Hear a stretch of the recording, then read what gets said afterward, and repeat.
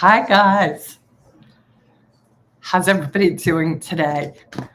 I'm excited to do this 2 days in a row, but it felt like the right thing to do. And I just came off some calls. I also had to go to the dentist. So I'm really excited to be here and to be a contribution. I am going over to Twitter because I just put out that I'm going to do this. So anyway, I'm just gonna, if you guys are on Twitter, if you could post that this is happening live on my YouTube channel now. Traders come. All right, so let me see here. What are the questions you guys are going to have? Anything goes for the most part. I think I'm going to copy this link and put it out there so you guys can hopefully help spread the word that we're here and I can get some questions. Obviously, I can talk about a lot of things that traders struggle with, but I like kind of working in a live format because it allows me to have, issues and challenges that you really want to have addressed. So, yeah, tell me what is happening for you guys today, what your trading was like. Tell me what the week's been like for you, and what are some of the challenges you faced that you would really like to have me address. One of the things that I do in Curtin Call, which is my weekly newsletter, that if you're not a part of it, I would really love you guys to join. In fact, let me put the link to it right here. Part of what I'm doing with that is, giving you guys a lot of different input and advice. This is join my newsletter. Every Friday it comes out. Ultimately, what I am always advocating to traders is that the more conscious you are, the more self-aware you are, your trading capital will be safer. And what that comes down to is you being somebody who understands how you tick. It comes down to you being somebody who's really connected to where you potentially self-sabotage. One of the things we talked really briefly about yesterday was how sometimes even success can be uncomfortable and or intimidating. And I know that sounds kind of crazy, perhaps, but I've seen it time and time again. And in fact, I myself have had to navigate the fear of success. So sometimes I've discovered that the fear of failure sits very close, like a razor's edge, to the fear of success. And part of this work that I'm advocating, a sense of you becoming more conscious as a person, is absolutely going to impact how you trade. How can it not? If you know where your triggers are, if you start to identify, the fears that you have a difficult time looking straight in the eye, then you are potentially at the mercy of all of those challenges. And when those challenges are invisible to us, the costs just get much, much higher. And ultimately, what I know is going to happen to any sophisticated long-term trader is you're going to eventually have to face and be with whatever those hidden kind of triggers are for you. So I'm sort of like, look, this is inevitable anyway. Wouldn't it be better if you guys are willing to look underneath the hood of you and clarify for yourself what is what? Like before you go on a road trip, you check your tire pressure, you make sure the oil is good, you make sure all the fluids for the windshield wipers, like you take care of business on that vehicle before you take it on a long journey. You really have to look at yourself the same way. You are stepping into, even if you're here for just a handful of years, you're still in the most competitive game in the world. And if you're going to be in the most competitive game in the world and you want to stay alive, you better get really clear on what makes you tick. You really better be understanding about all the different challenges that you have internally that you can't but help project onto the market. I say this all the time that at the end of the day, trading and the markets is the ultimate school of enlightenment. That is the place that's going to force you to be with hard truths about yourself like nobody's business. So I say work with that. Don't fight it. Don't be in resistance to that. Don't deny that you have some triggers. Get really curious. Those are the two things I ask from my clients when they start their coaching. Be sure that you're willing to step into the land of curiosity. Coming from a place of curiosity as opposed to judgment, it's a radically different place to live from. Most traders I meet are significantly judgmental on themselves, and that doesn't lend them to becoming more kind of self-aware, because instead you're caught into this like cycle of self-blame and feeling shitty about yourself. That's not going to serve you. It's not going to help you change. What's going to help you change is actually noticing things about yourself, the habits you have, the default settings you have, the beliefs that you have, the stories that you tell yourself. All of these are things that you want to get really curious about, not step into judgment, and to start to be neutral, like a scientist, an observer of all the things that make you who you are, because then you could do something about it. So I'm going to stop talking for a second. We've got 5 people here. If you guys have questions, just put them in the chat so I can see them and I can speak to the specific challenge you're up against. All right. I'm pause for a second and see if anybody's going to put something in. Look, I can wax on about a bunch of things, but I just, prefer to be not able to join to the live stream started. Yes. Oh, that's my studio link. Okay, guys, sorry. I guess I put up the link wrong. So hopefully tell me who's here so I know these people. All right, hold on. I put the wrong link up, guys, for the YouTube because I'm still not that experienced with it. So I don't know I think I've got it here. YouTube videos. Let's hope this works. Just so much technology sometimes. Oh my God. Okay, so let's try it again. And if you guys are on YouTube, maybe you can put up the link too. Sorry, here is the correct link. I hope it's the correct link. All right, so do I have questions? Hi, Jess. I'm so glad you're here. How are you? Let me know, Jess, if you have a question. And apparently, I put up the wrong link on Twitter. So, Option Trader, hopefully he's going to get it now, or she. I don't know who that is. Let's see here. I'm trying to multitask, which is hard. Tell me if you have a question and then I can wax on about it. But if not, I'll just wax on. One of the things that I really feel is so kind of like ultimately you want to develop practices for yourself. It'll come as no surprise to you that the practices I'm an advocate of are the 5 practices that I have in my book. That's my book right over there, Transforming Wall Street. Kim, you shared the wrong link on Twitter. Maybe lots of people are still waiting to join. Yes, Praveen, thank you so much. I just put out another tweet. I'm so sorry I did that, but clearly I'm still learning what the appropriate links are here. So hopefully I got it right. I just put the tweet out, but thank you for letting me know. Hopefully what I just put up works, but I appreciate you letting me know, and hopefully good after all this talk.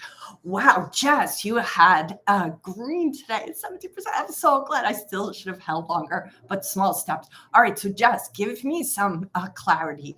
What was different for you today?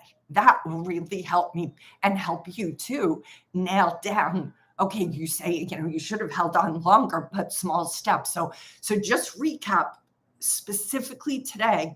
What happened, right? Because something something showed up, you emotionally noticed something within yourself, and you didn't just automatically do something you've done before. See if you can articulate this.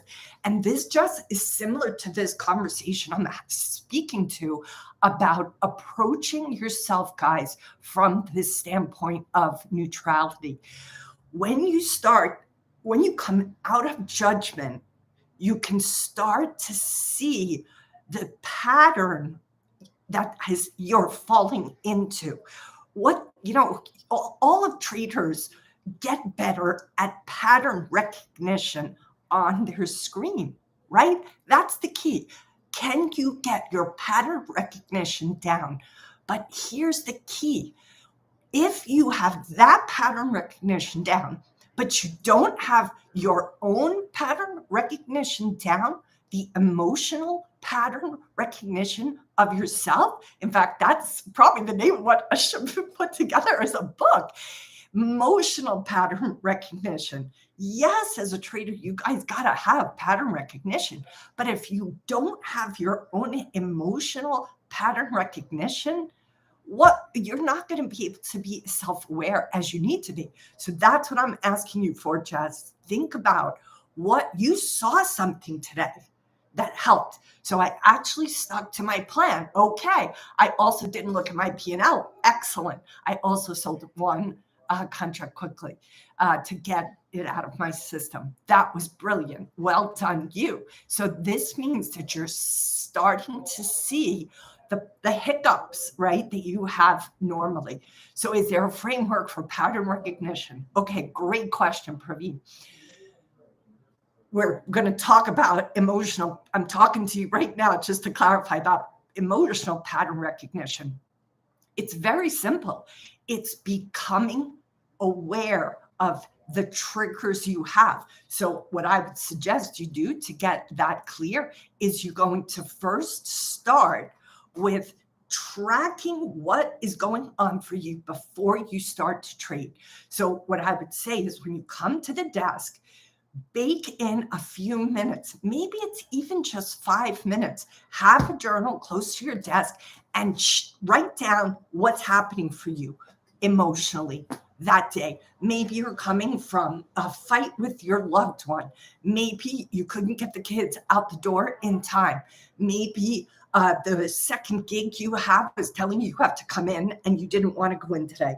Maybe something's going on for you. You have to go to the dentist. Like whatever is going on for you, there's something coming with you as you sit down at your trading desk. What I want you to do is think about, how does it make you feel? Maybe I'm a huge advocate about our needs. And part of the reason I'm a huge fan about our needs is because when we don't get our needs met, we have feelings, usually unpleasant feelings.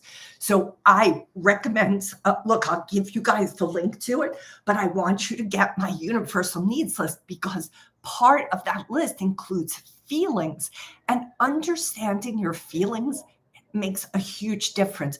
Pattern recognition is basically going to be you identifying feelings that you have. I want to grab it out of my wallet here because I want to just speak to some of the feelings likely on a difficult morning when you're about to start. And look, at the end of the day, some of you are on a different time zones, but I want you to think when you sit down at your desk, again, let's get you guys, whether you sign up for my newsletter or just send me a DM on Twitter, and I'll make sure you get this. You have to sign up for the needs list. But part of why I want you to have that is I want you to sit before the day begins and identify the feelings you're going into the trading day with. So let me just speak to a couple of feelings that could be going in to your trading day. And these you want to identify. I'm listening to you with focus. I want to share my problem after you complete. Okay, perfect. Or you can type it in now and I'll look at it as soon as I'm done. So I want you to think about when you're walking into that trading day, if you're feeling unpleasant feelings, let's just say some of them are this: frustration, anger, cranky, distressed, wistful, anxious, sad, angry, uh, heartbroken, right? These are just some feelings that likely will come into the day with you based on whatever is happening outside of your trading or even with your trading. If you've had a losing streak, if you've had a demoralizing couple of weeks or days or months or years, like all of those feelings come into your trading with you. The same is true for the positive feelings.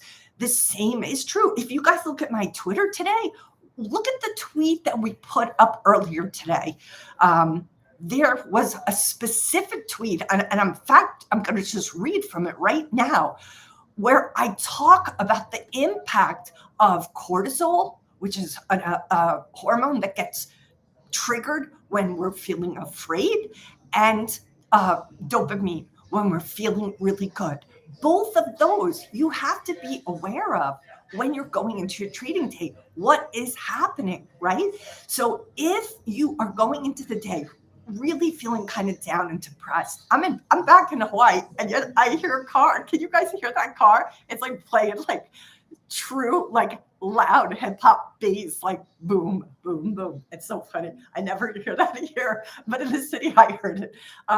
Okay, so here's the thing. If you're going into the market demoralized, angry, frustrated, guess what? That is going to impact the lens in which you see things that day. The same is true for the positive emotions. If you're feeling well loved, if you're feeling appreciated, if you're feeling really confident, that too is going to potentially cover the lens of what you see the market as that day. Ultimately, you want to get yourself to neutral. Now, you're not a robot, you're a human being, so you're not in control of these emotions. But here's the amazing counterintuitive thing. As soon as you begin to feel your feelings, allow those emotions to be recognized, guess what starts to happen? They start to move through us and move out of us. So the key is pausing, noticing what you're feeling as your trading day is about to go. Don't make it wrong. Don't be upset about it. It's just like, I feel sad. Where do I feel sadness in my body? Close your eyes. You don't have to do this for an hour, guys, just for a minute. Close your eyes and feel it. Oh, you know what? I felt upset that so-and-so didn't listen to me this morning. Then let yourself feel that sadness, grief, disappointment in your body. Let it be felt. We're so afraid to feel our feelings. And it's crazy because the more we deny the feelings that we have, they don't go away, guys. They just get locked deeper down. And it's like being pressed inside of us. If me, all of us have been taught that to feel our feelings means, we're going to stay there forever. No, it's because we don't feel our feelings that they stay there forever. So the key is learn how to be with the feelings. But first, before you can be with them, you got to feel them. You got to acknowledge them and realize that often those feelings, good or bad, are informing how you trade. And that is dangerous. You need to be trading based on your pattern, based on your tried and true methodology. You don't want to take abundant risk because that day you're feeling good and you've had a lot of wins under your belt. You don't want to suddenly be overly careful and cautious because you're feeling shitty that day. That's not neutral. But these are the two things that likely happen if you aren't aware of your own internal emotional pattern recognition. And I got to write that down just so I don't forget, because I think that is such an excellent, I talk about a GPS, right? Like you guys ultimately have to have your GPS. All right. So emotional pattern recognition. So I remember after this. All right, Thomas, let's see my biggest problem keeping me from profitability is blow up days, far exceeding my daily stop. Like I'm not myself and someone else is just blowing away the account. That's so funny that you say that. I know that's what it feels like. Any advice for or thoughts at that moment of hitting the stop to make the decision to walk away? Well, Thomas, here's the thing. What's happening by you blowing past your stop is you are consistently uh, undermining your trust to you. Every time you have a stop that you don't adhere to, you're betraying yourself. That is actually worse than the capital you're blowing up. The capital obviously is not good, but worse than losing your capital is losing your relationship to you. And I want you to really get that your word to yourself is the most important word or commitment you ever make to anybody. It is of critical. Guys, I'm just realizing that my microphone may not be the Yeti mic, but anyway, I'm sure if you guys weren't hearing me clear, you would have told me. But I think I realized this yesterday that my Yeti mic, which has a better quality of sound than just my MacBook, but I have to figure that out another time. So Thomas, how is what I'm saying landing to you about this concept of being a man or man or woman of your word? Like ultimately, the only relationship we're going to have from the second we're born to the second we die is the one we have with ourselves.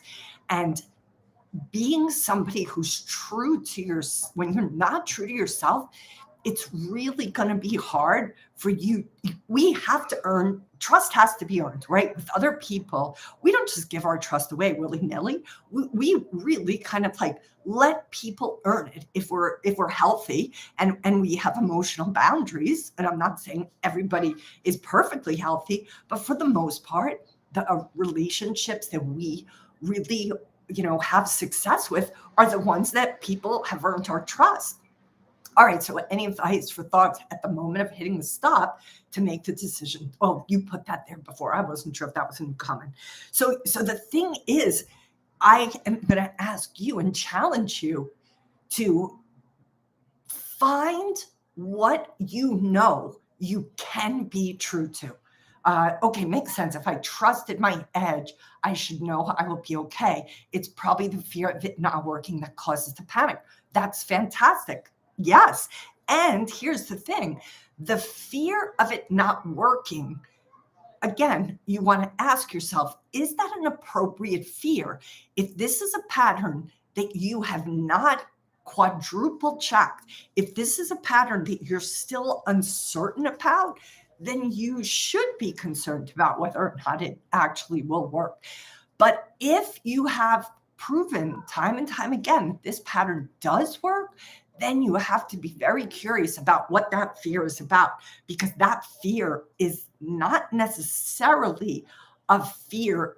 You're blowing up anyway, based on what you're telling me. So the question becomes, is there something else you're afraid of than necessarily that pattern not being accurate?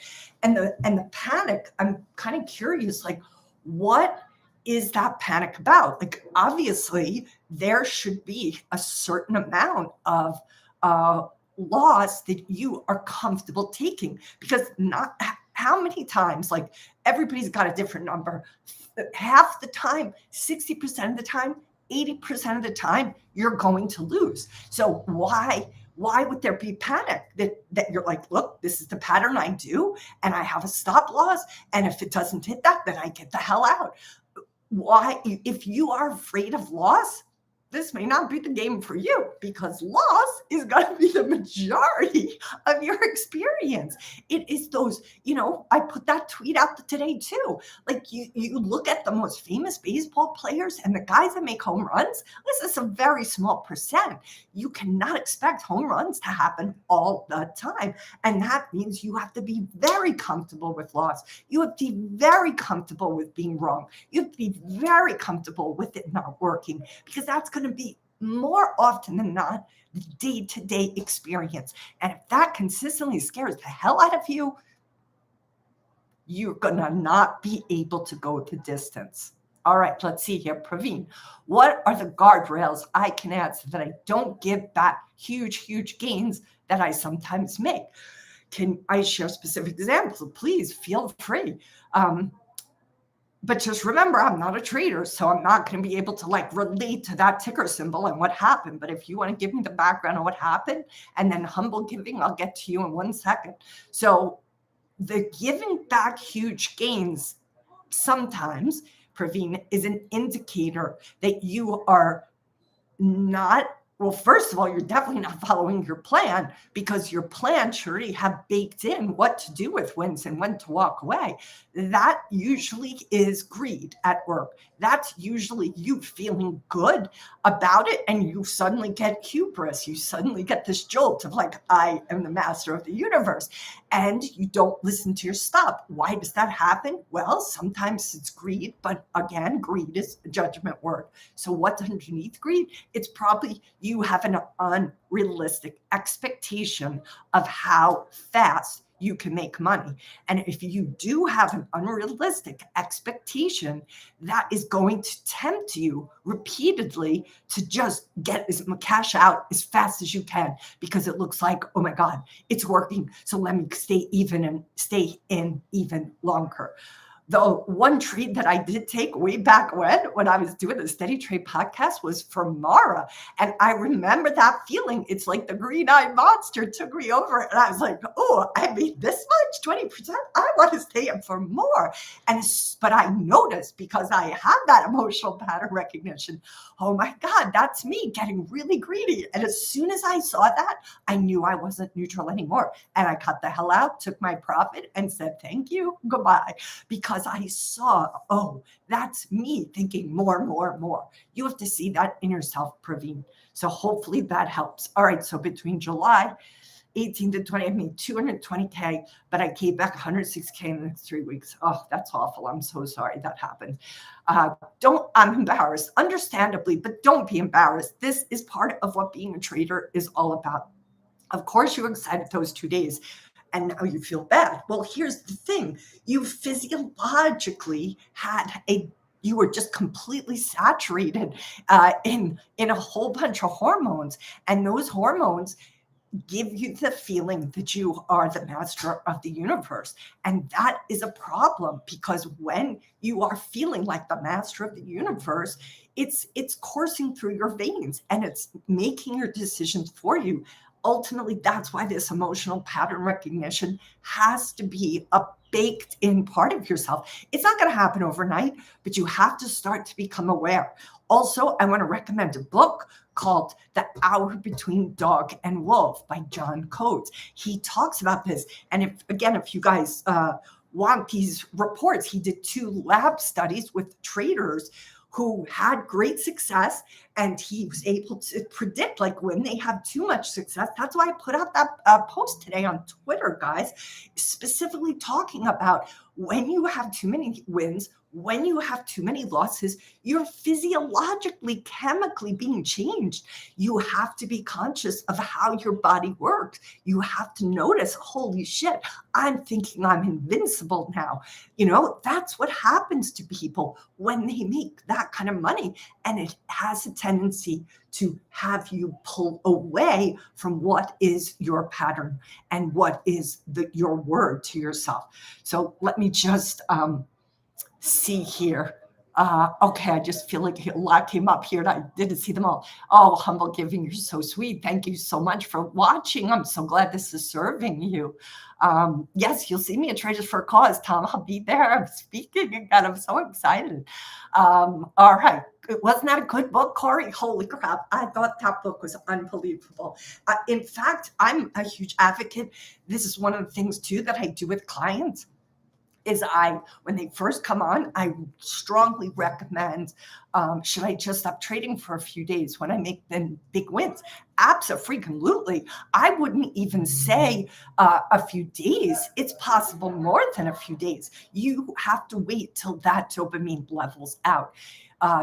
It's a big part of it, Praveen, I would say. And here's the other thing I'm going to suggest to you, Praveen, and everybody here. If you guys haven't done your blood work, if you haven't checked your testosterone levels, your cortisol level, like just have everything checked. Your hormones also play a big part in your success as a trader. That's what John Coates basically put in the laboratory. Was he was able to predict based on testosterone levels of mostly male traders. Obviously, women, we're affected by testosterone levels too, but not quite as dramatically as men are. But part of what he discovered was that a man's testosterone level in the morning can predict his success that day. So if you guys haven't checked these levels, go to somebody who will check these levels for you. Not all Western doctors will check at the granular level that a homeopath will. I happen to be a fan of homeopaths because the one I've gone to, Christina Roberts here in Hawaii, she will do, I did like 9 vials. I went and got my blood checked this morning. I do it almost every 6 months, if not every year. I can't say enough about the importance of that. And the other thing too, I want to give a caution out there because it got a lot of guys, are a follower of a couple of popular podcast guys out there who are talking all the time about testosterone supplements. You have to be very careful with that. And again, I'm not a doctor, so you have to talk to a doctor, but I've talked again to a homeopath to find out, because there are side effects to the guys that are taking testosterone replacement, long-term side effects that isn't in your body's best interest. And even though it may look good on the surface right now, but again, go to a homeopath, find out what the experts say, but do a lot of due diligence around that, because a lot of guys I know now are sort of tipping into that, and it makes me concerned for the long-term impact on them. All right, so Corey, any tips for dealing with the emotions of a continued slow market, a period of sideways P&L? I hear you, Corey. It's a tough time right now to be a trader. I think this is a really, really challenging place to be. I think that the key is to, first of all, practice empathy. Practice some compassion for yourself. This is a hard time to be a trader. So is it possible that you need to, again, find a way to have compassion for how difficult it is? And ask yourself, like, are you in need of a break? Are you in need of a breather? Are you in need of cutting back how much you trade a week? Are you in need of being able to just process some of the frustration that you're having? Ultimately, I've said this before in one of the podcasts I was just on. I got interviewed not that long ago by my investing club, and I specifically said, what do all traders have in common? How hard you guys are on yourselves. You got to really think about, wow, am I being too hard on myself to expect myself to be able to deliver results in an incredibly difficult environment? You want to manage your expectations. I am nothing against having bodacious goals. I have nothing against shooting for the moon. However, sometimes what that does is it makes you feel shittier about yourself when you're expecting an impossible goal in the midst of an environment that's not delivering that to anybody. Like, you guys have a tendency to see yourselves kind of in a silo. You don't look around except at the guys that are bragging or saying how easy this was or that was. Like, I want you to look at and this is part of the challenge with traders.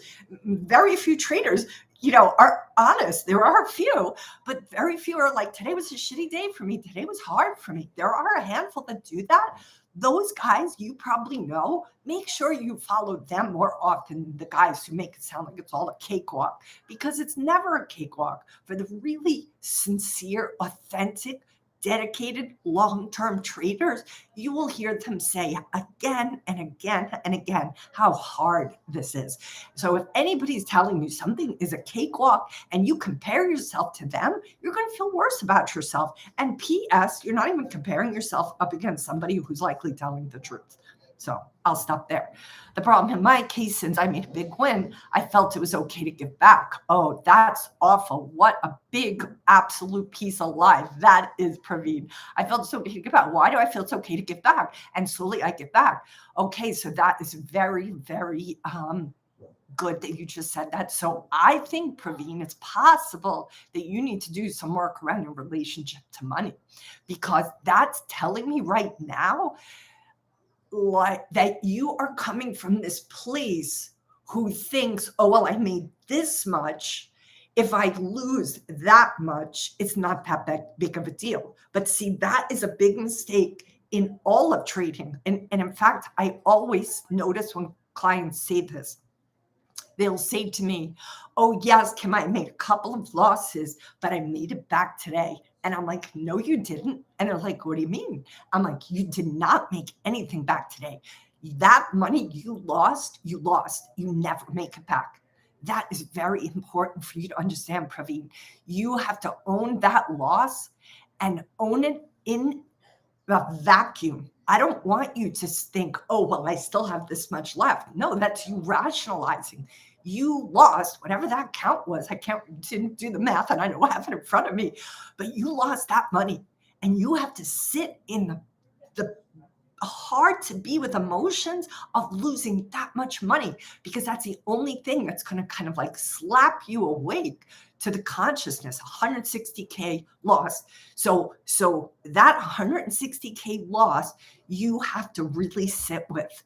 You have to really own that loss, because you did not, and nor will you ever make that money back. You could become a multi-billion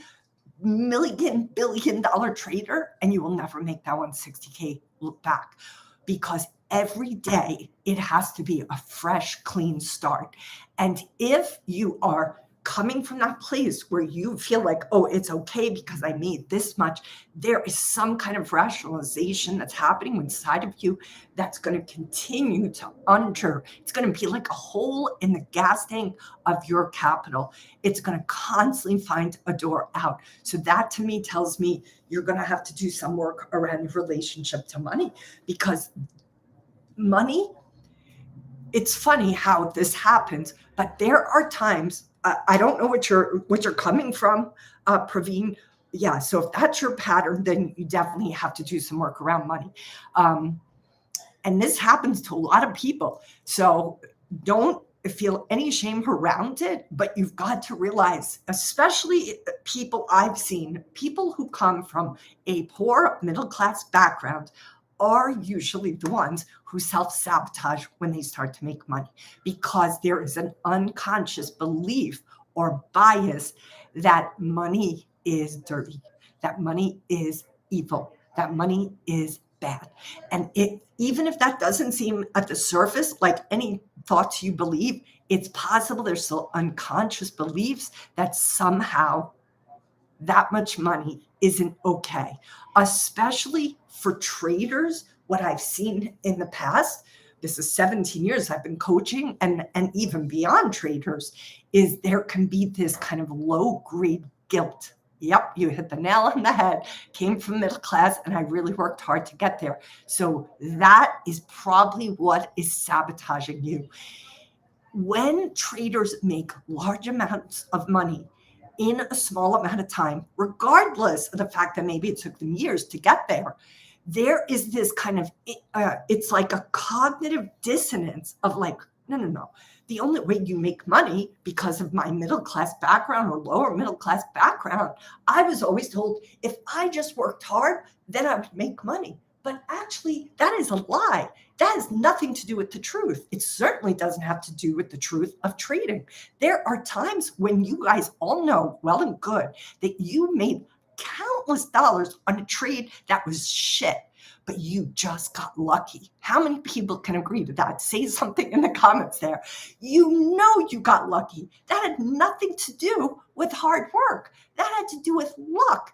And the same is true. You've got to realize there are times you are going to make money just like that. Maybe it's your brilliant pattern. Maybe it's luck. Maybe it's both.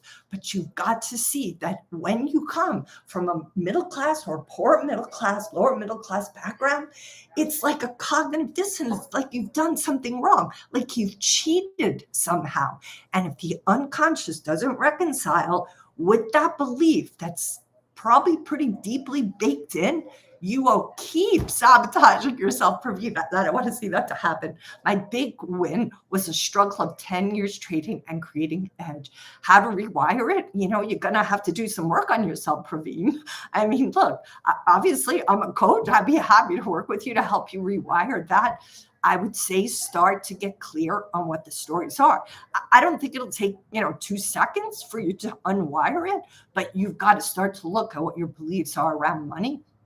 There's so many books out there that I've read about money. One of the books I'm going to recommend to you is a book called How to Make One Hell of a Profit and Still Go to Heaven. And who is that by? I can't remember the author, but if you guys Google it, you're going to see the author. Another book that I love that's about money, that's very spiritual and very incredible, is a book called Money is Love by Barbara Wilder. I love that book. Here's another book. I'm just on a roll because I have all these money books now coming up in my imagination. Another book that's fantastic is called It's Not Your Money. And that book is written by Tasha Silver. I love that book. And here's another money book called The Soul of Money. And that's by Lynn Twist. These are just a handful of books, Praveen, that I would recommend you potentially look at. Also, guys, I'm going to, unabashedly give a shout out to my Trader Hero Journey. It's my Discord room where I specifically have a collection of tools and techniques. Never mind, do this kind of coaching for the members there. There is a membership. We have a $2.95 membership for access to me, and then a $40 membership for access to the channels that we have. And in there is a link for money assessment that you could take, Praveen, and that would just help you understand. But I mean, right now, you already know where you're at. I really like the Market Wizard series, no set lessons, but lots of pieces throughout. Those are fantastic. The Market Wizard series are just incredible stories of all the different kind of mindsets of traders. And that's part Jack Schwaker. Jack is one of the guys I interviewed for my book. He has been just such an incredible friend to me. I, of course, read Market Wizards before I wrote my book. And I reached out to Jack because, I wrote my book. It came out 8 years ago. So when I'm 8, 9, 10, 11 years ago is when I started to write. It took 3 years to write. Jack was one of the first calls that I made. And I was like, a nobody. And I'm calling Jack Schwager. And I was like really nervous. And I was like, hey, Jack, I have this idea for a book. I want to talk about like the practices that these successful men and women on Wall Street were able to engage in to be able to succeed, make great deal of money, but also do it with integrity and consciousness. And I would love to have you in this book. And, I don't know what he was going to say, but he was like, I think that's a great idea. He was so encouraging. So yes, 100% yes. All of Jack's books are amazing. In fact, Jack was just on my podcast probably 9 months ago or a year ago. I just want to grab his book because this book is this is Jack's latest book, guys. So just grabbing it off my bookshelf. This is called Unknown Market Wizards. Jack came out with this, probably, maybe it's more than a year ago. It came out not that long ago. Let's see what the date is, 2020. Jeez, that's 3 years ago. Time is flying. Anyway, he came on to talk about this. And one of the guys that's in his book is Jason Shapiro. If you guys don't follow him on Twitter, you should. He is definitely completely different than a lot of traders out there. I love him so much. He's so quirky and he's so counterintuitive, and he listens to things and then does the opposite. He just has a fascinating style. I think these Market Wizard books are so good for you guys because it allows you to see that there are different temperaments. But this is the other thing. Almost all of Jack's books, as you read the stories of all the traders, right? What do we repeatedly see? That they had to slay their dragons. Praveen, you'll hear plenty of traders in that series talk about how they came to from a middle class or lower middle class background, and how, they had to reconcile kind of with the success of their trading and the financial success. But yes, I would definitely, look, I want to encourage all of you guys. I put it up at the start. Please sign up for my newsletter. It comes out every Friday. It's called Curtin Call, which is a play on my last name. My last name, of course, is Curtin, spelled Curtin. So I call it Curtin Call. Sign up for that so you guys can stay in touch with me. And, here I also, Praveen, of course, I forget to even promote myself half the time, but I have an excellent trading EQ course. It's a 2.5 hour EQ video course that I sell, and I should probably have that link handy here, guys. But I'm always just like wanting to be a contribution. I'm a terrible saleswoman, as you guys can tell. But if you just send me a DM, sign up for the newsletter, then you'll have my email, and then I can send you the link. But the trading EQ course, Praveen, I talk a lot about money, and I talk about how that having clarity about your relationship to money is so critical and such a big part of the journey. And okay, so any books you can recommend? I'm fixing that. Okay, so Corey, I think I answered, hopefully with plenty of titles to keep you guys busy.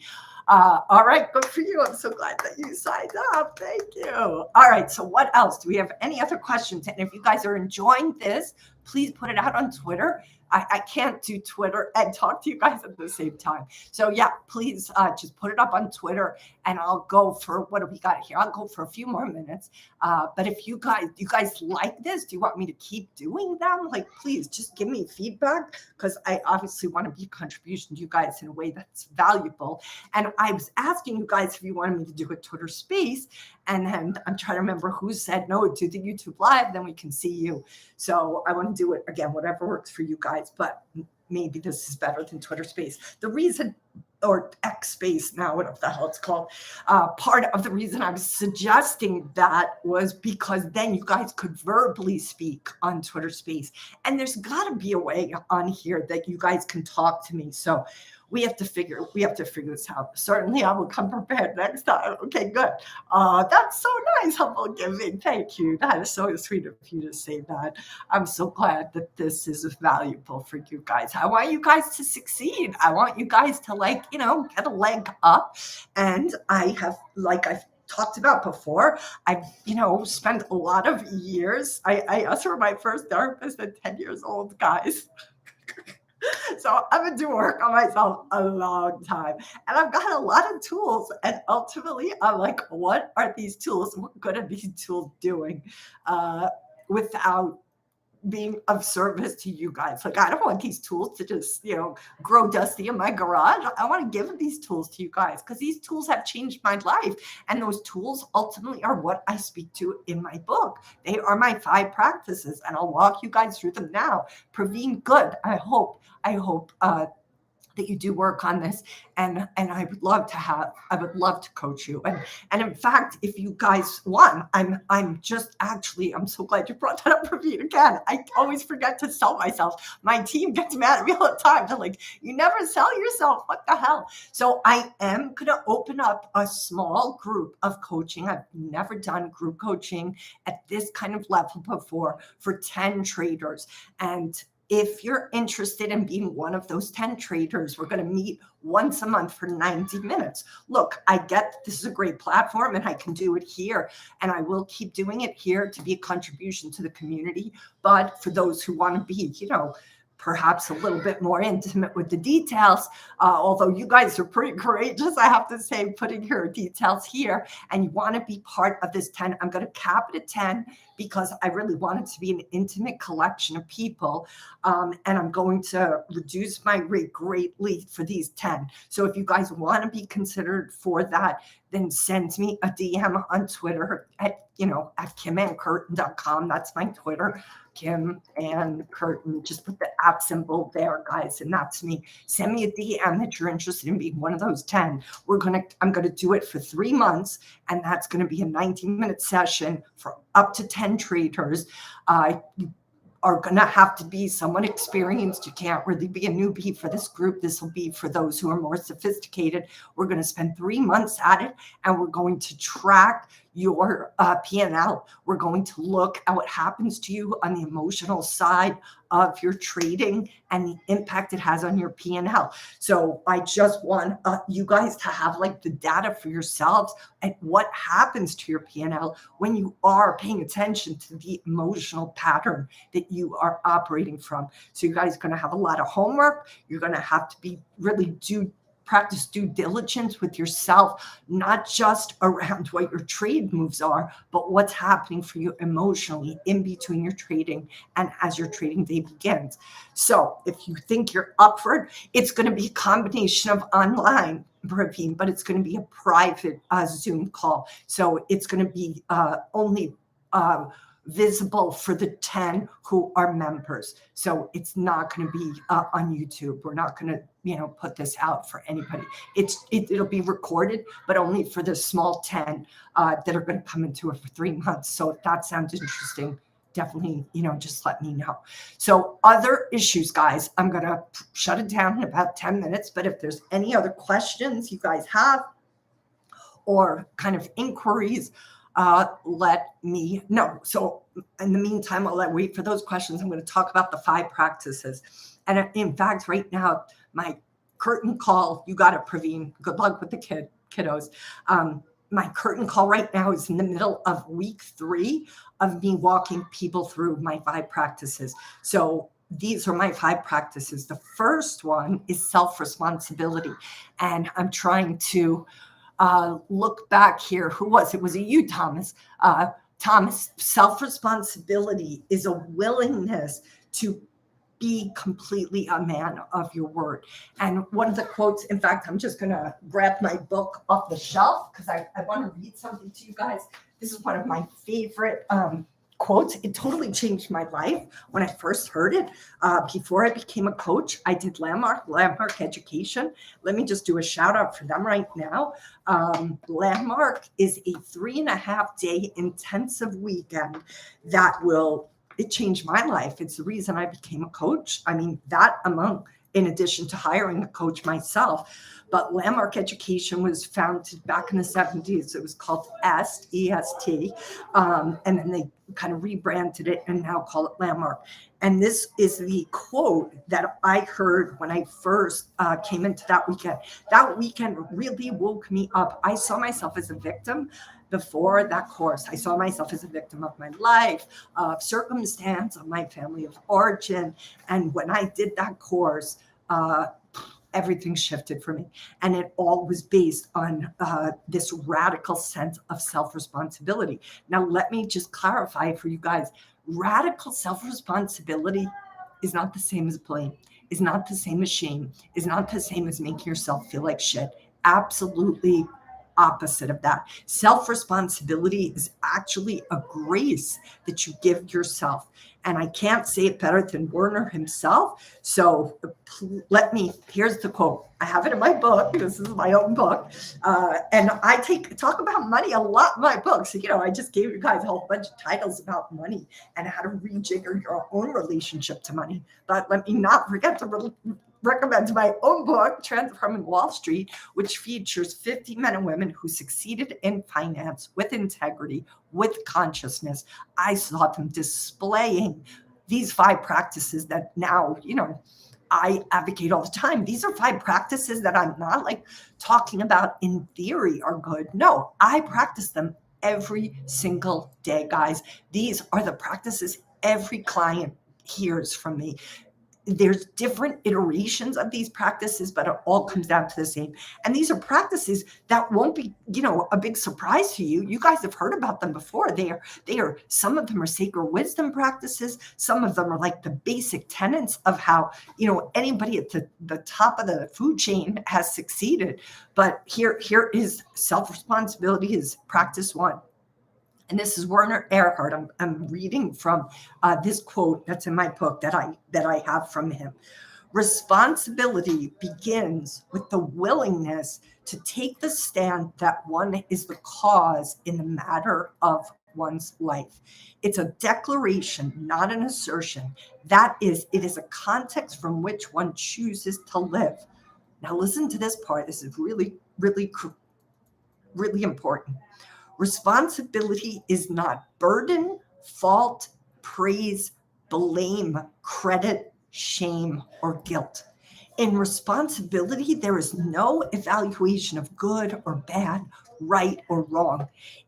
There is simply what's so, and the stand you choose to take on what's so. Being responsible starts with the willingness to deal with a situation from the view of life that you are the generator of what you do, what you have, and what you are. That is not the truth. It is a place to stand. No one can make you responsible, nor can you impose responsibility on another. It is a grace you give yourself, an empowering context that leaves you with a say in the matter of life. And that concept, Tom has come back to you because of what we talked about, how, you're not following your own stop loss. What happens if you take 100% responsibility and you don't blame yourself, but you say, I'm just not listening to my stop loss. And that is it. Don't make it wrong. Don't judge yourself. Don't self-flagellate, whipping yourself from now until kingdom come. Just start to say, I am going to be a man of my word. Maybe your stop loss is the problem. Maybe it's too low. I don't know, but you have to be somebody who, whatever that stop loss is, you have to be committed to it, because that is your word to yourself. And if you want to take 100% responsibility for your trading, which I have to say will completely change the game for everybody on this call. If you guys walk into that market every day and take 100% responsibility for what happens, don't blame the market. Don't blame this guy who gave you the wrong recommendation, or that girl over there who talked you into XYZ. You take ownership for it. Not blame, but ownership, responsibility. Then you become powerful, because it means that you are actually the one who's making choices. It's so easy for us to think that these outside influences are making choices for us. No, we are making these choices for us. It doesn't mean we might make ourselves bad. We want to actually start to say to ourselves, I am the owner of this. If you are the owner of it, that means you are incredibly powerful. That's what I think most people miss, is that sense of power each of us has. The perspective we take into every day, into every market experience, we have all the power. We can say, I'm not going to do this. I am going to do this. It's the ultimate freedom. But every freedom comes with responsibility. And if that responsibility is neglected, you're going to pay a price. And you guys don't want to pay a price. You want to pay a price maybe with your time, but you don't want to pay a price with your capital. And I almost feel more important than your capital, believe it or not, is your mental capital.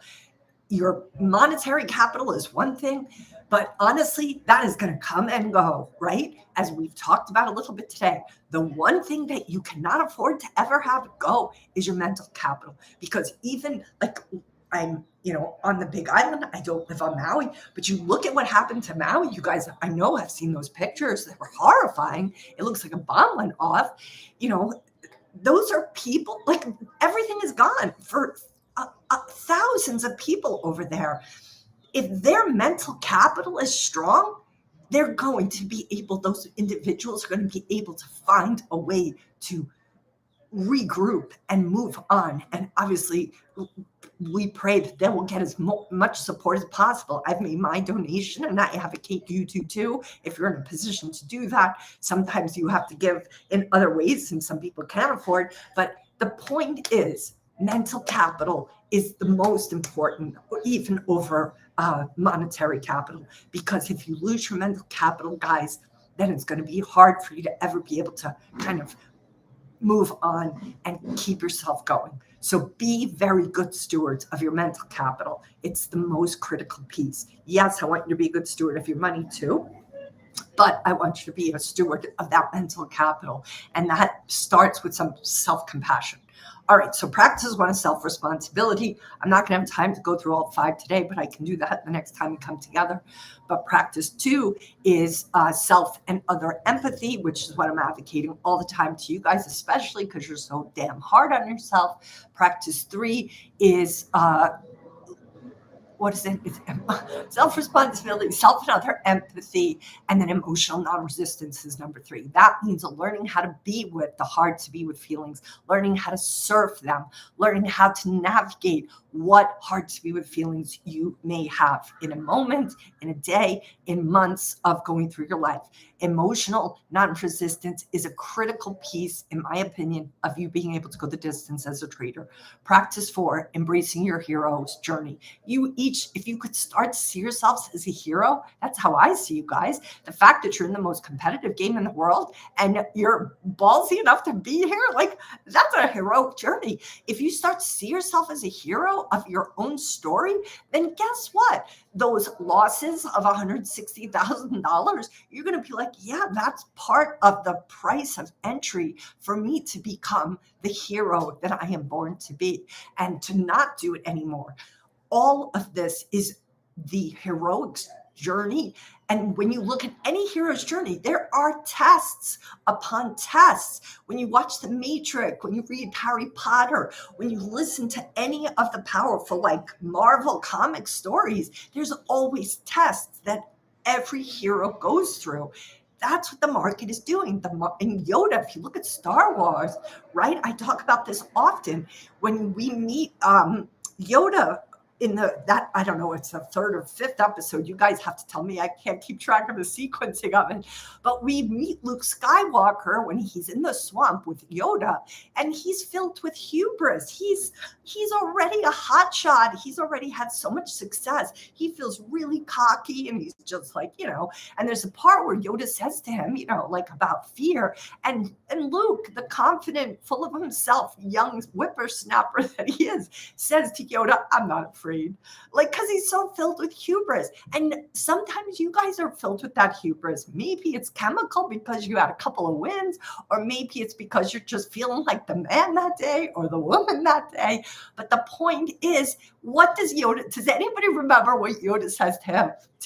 Put it in the comments before I tell you what his response to Luke is, because it's so fucking priceless.